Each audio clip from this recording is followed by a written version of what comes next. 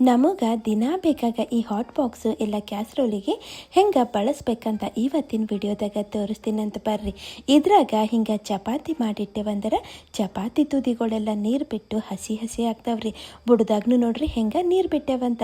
ಇದು ತಪ್ಪಿಸ್ಬೇಕಂದ್ರೆ ಚಲೋ ಒರೆಸಿ ಒಂದು ಅದರ ಅಳತಿಗೆ ಪ್ಲೇಟ್ ಇಡ್ಬೇಕ್ರಿ. ಇದ್ರ ಮೇಲೆ ಒಂದು ಪೇಪರ್ ಇಡ್ಬೇಕ್ರಿ. ಪೇಪರ್ ಇಟ್ಟಿಲ್ಲ ಅಂದ್ರೂ ನಡೀತದ್ರಿ. ಅದರ ಹಿಂಗೆ ಒಂದು ಪೌಡರ ಇಡ್ಬೇಕ್ರಿ. ಅದೇ ರೀ ಕಾಟನ್ ಬಟ್ಟೆ ಇಟ್ಟು ಚಪಾತಿಗಳಿಗೆಲ್ಲ ಇಟ್ಟು ಮುಚ್ಚಿ ಇಡ್ಬೇಕ್ರಿ. ಸ್ವಲ್ಪ ನೀರು ಬಿಡಲ್ರಿ. ಮತ್ತು ನಾದಿಟ್ಟಿದ್ದು ಗೋಧಿ ಹಿಟ್ಟು ಫ್ರಿಜ್ಜಿನಾಗ ಇಟ್ಟೆವಂದ್ರೆ ಹಿಂಗೆ ಗಟ್ಟಿ ಆಗ್ತದಲ್ರಿ. ಚಪಾತಿ ಮಾಡಿದ್ರೆ ಚಲೋ ಬರಲ್ರಿ.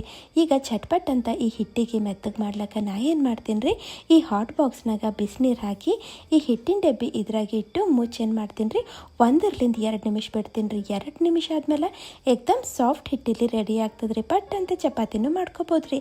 ಈಗ ಎಷ್ಟು ತೊಳೆದ್ರೂ ಒಂಥರ ವಾಸನೆ ಬರ್ತದ್ರಿ ಒಂದೊಂದು ಸಲ ಈ ಹಾಟ್ ಬಾಕ್ಸ್ನಾಗಿಂದ. ಆಗೇನು ಮಾಡ್ಬೇಕ್ರಿ ಅಂದ್ರೆ ಒಂದಿಟ್ಟು ಉಪ್ಪು ಹಾಕ್ಬೇಕ್ರಿ. ಮತ್ತು ಇದ್ರಾಗ ಕುದಿಯ ನೀರು ಹಾಕ್ಬೇಕ್ರಿ. ಮತ್ತೇನು ಮಾಡ್ಬೇಕ್ರಿ, ಪೂರ್ತಿ ತುಂಬಾ ನೀರು ಹಾಕ್ಲಕ್ಕೆ ಹೋಗ್ಬಾರ್ದ್ರೆ ಅರ್ಧಕ್ಕೆ ಹಾಕಬೇಕು. ಮ್ಯಾಲೆ ಮುಚ್ಚಿ ಚಂದ ಹಿಂಗೆ ಅಗಾಡಿಸ್ಬೇಕ್ರಿ. ಇದಕ್ಕೆ ಒಂದು 10-15 ನಿಮಿಷ ಬಿಡ್ಬೇಕ್ರಿ. ಜಾಸ್ತಿ ಬಿಟ್ಟರೂ ಏನಾಗಲ್ರಿ. ಒಂದು 20 ನಿಮಿಷ ಆದಮೇಲೆ ಚಲೋ ಹಿಂಗೆ ಎಲ್ಲ ಕಡೆ ತೊಳೆದು ನೀರೆಲ್ಲ ಚೆಲ್ಲಾಕಿ ಒರೆಸಿ ಇಟ್ಟೆವಂದ್ರೆ ಆಯ್ತು. ನಮ್ಮ ಹಾಟ್ ಬಾಕ್ಸು ಝಳನೂ ಇರ್ತದ್ರಿ, ಹಾಗೆ ಫಳನೂ ಹೊಳಿತದ್ರಿ. ಮಾಡಿ ನೋಡ್ರಲ್ಲ ಮತ್ತು.